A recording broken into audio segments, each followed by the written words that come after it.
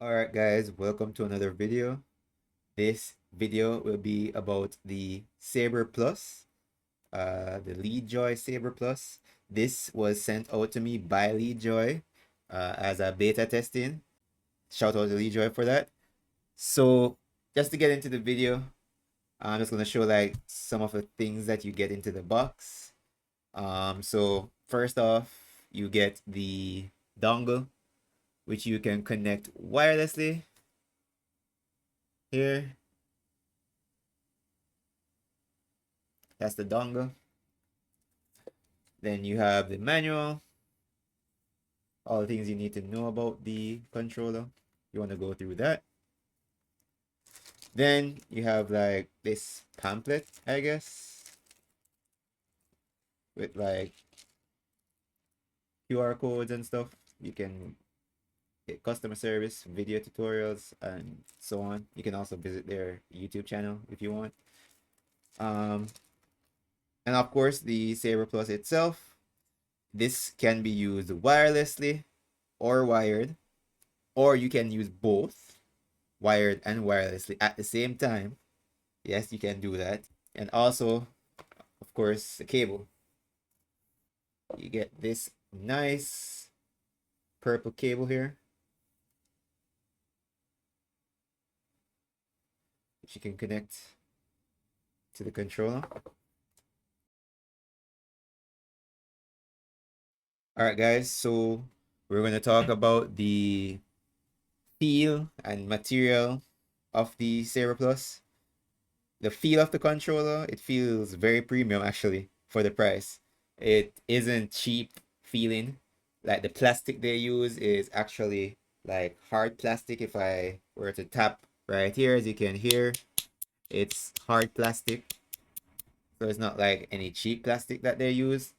It does have textured grips at the back. Like it's the hard plastic is textured, it's not like rubber.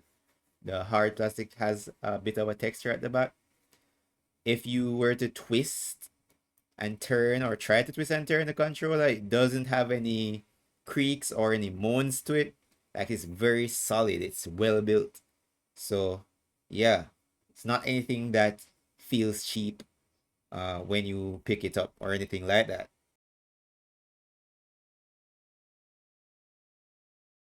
So I pulled out the old Dualshock 4 controller. This, I don't think this works anymore, but I remember that I had it like put away in a drawer somewhere, so I decided to take it out like for a comparison. But here's like the overview comparison. As you can see, it's similar. Like the width, the Leadjoy, the Saber Plus seems like it's a little bit wider. If I put it on top, seems to be like the same actually, but like it just looks wider when you have it like this, I guess. Let's put the saber underneath and see. Yeah, it has the look of being wider, but I guess it's similar in the size. It's probably because the top area here isn't as indented as the DualShock here. So probably that's why it appears to be wider. So this is how the trigger looks. Very similar design. The saber, the triggers are a bit longer, and the bumpers are a bit bigger, a lot bigger actually, than the DualShock 4s. All right, this is how the underside looks. Trying to get that. Obviously, the Saber Plus doesn't have a docking station for itself like the Xeno Plus. I know that might be a disappointing feature loss for some people. I don't really use docks, so it's not really a major loss for me. But that's how the Dualshock looks compared to the Saber. I'd say they did a good job to like replicate how the look of it is. It looks pretty similar. It as I said, like the Leadjoy, the build quality, you can feel like it's sturdy. It's not a weak controller, right? This you can feel like it's a little bit more on the cheap feeling side with the DualShock 4.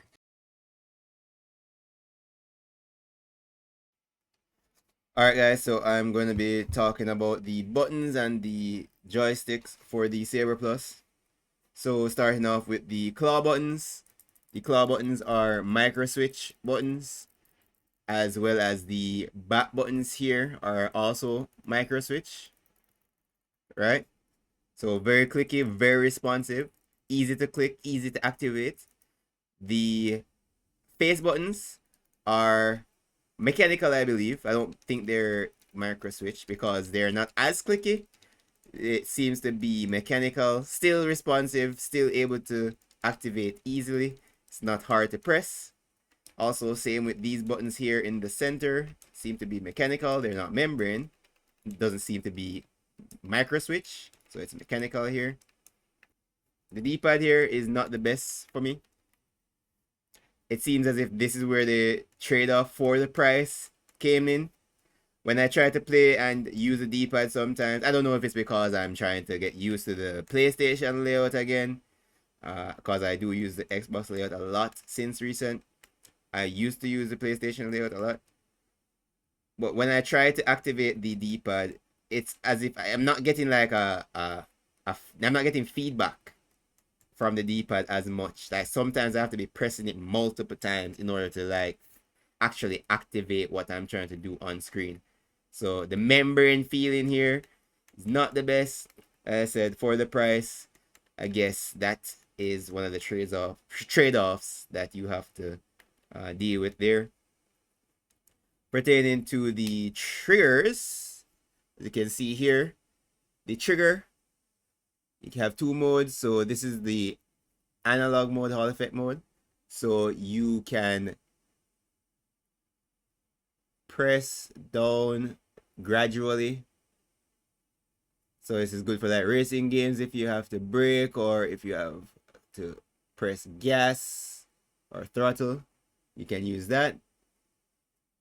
But if you flip the switch back here, then you have the micro switch mode, and that is like almost instant. It has a bit of travel, right?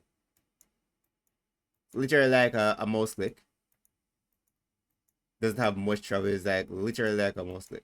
But yeah, those are the buttons. The joysticks are some of the best joysticks that I've used on the controller. I don't know what they've done with the calibration, but they've done it right. The joysticks feel so smooth, so responsive, so accurate. I don't know what they did in their calibration, but it's perfect. So these came with my Xeno Plus. So the Leadjoy Magic Cap #1s. So these were like bundled with my Xeno Plus. It was like a deal. So I got these, and these do work with the Saber as well. So you get like different size or length sticks, sorry. So for example, let me show you the back here. You can see that. So these you can see like are the taller sticks, which is this one that I have right here. And then you have the shorter ones, the regular ones. Then you have different style, like concave, convex, domed. That's how they look. Well, if I take off, this is the shorter one, this is the longer one. I don't know if you can really tell the difference. But the shaft, as you can see that the shaft on the right side here is a bit taller than the one on the left. And it's pretty easy to change them. You just line it up, press down, and it clicks in. And if you look from above like this, as you can see, it is different in height. So very easy. These actually made me try to use like high sticks. I normally don't like to use control freaks or high sticks on the right. I don't know. For me, it doesn't work for me. It feels weird when I try to aim with the higher sticks sometimes. But these actually made me kind of use them for a bit. But eventually I went back to the shorter stick. I don't know why. Maybe in the future I'll give them more of a try. Speaking of control freaks, I know some people might be wondering if control freaks fit on it. I did buy control freaks. As I said, I don't like control freaks. I did buy them to try them, obviously, though. These control freaks are the FPS Freak Galaxy, black for PlayStation 4 and PS5. So this is the high rise, the black limited edition. So again, it's the FPS Freak Galaxy Black for PlayStation 4 and PS5. These do fit over the regular rubber for the sticks. And also just to add, the rubber on the sticks, I don't know what material they use, but they are super grippy. I don't know what material they use for it, but it's super grippy.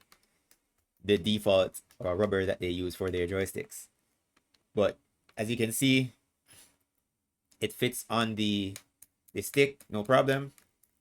Don't worry about it flying off unless you're doing some really rough flicking. But yeah, the control freaks do fit over the regular stick cap.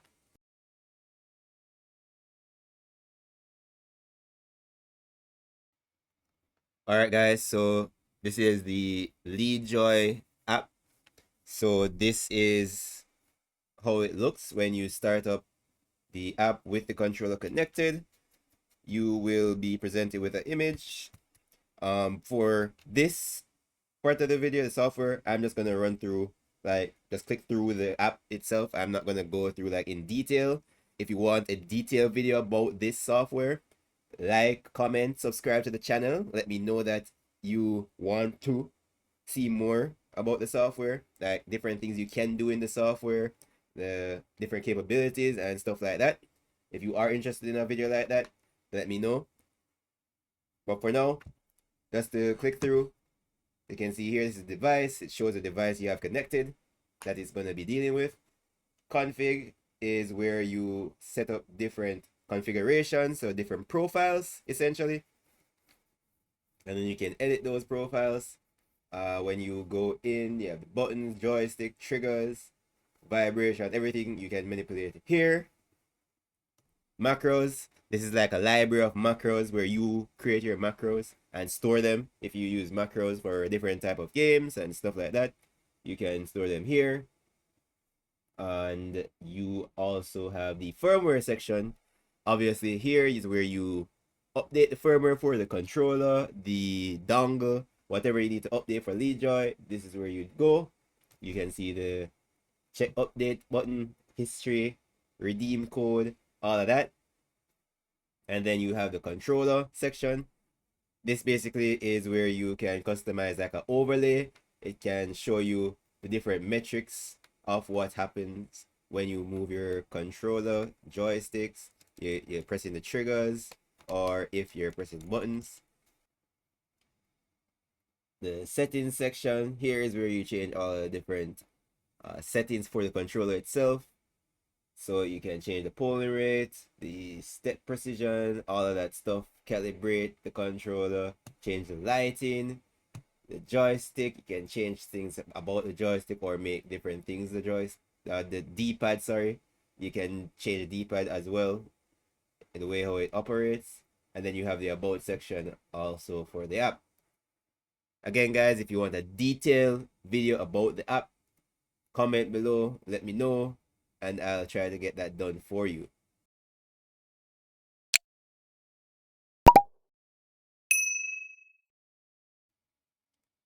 Okay, guys, so thanks for staying this far to the video, we're gonna get into some gameplay for the Saber Plus. So you can see what the Saber Plus is capable of, all the beams that I have done in Apex with this controller. You can see for yourselves that it is a good controller. But again, guys, subscribe, like the video, help the video to reach other like-minded controller enthusiasts like yourself, and help the community grow. Let's get into the gameplay.